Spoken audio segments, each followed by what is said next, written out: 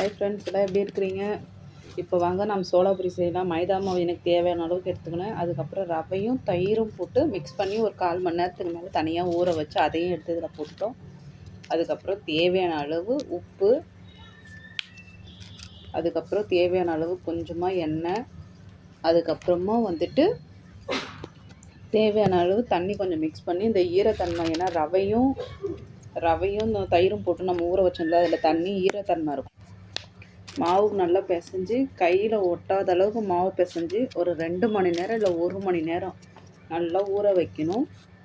ஊற வச்சு எடுத்ததுக்கப்புறம் கடாயில் எண்ணெய் ஊற்றி, அது கடாய் நல்லா எண்ணெய் சூடாக இருக்கும்போது மாவு தேய்ச்சி, ரொம்ப மெலிசாவும் தேய்க்கக்கூடாது, கொஞ்சம் லைட்டாக மொத்தியாக தேய்க்கணும்.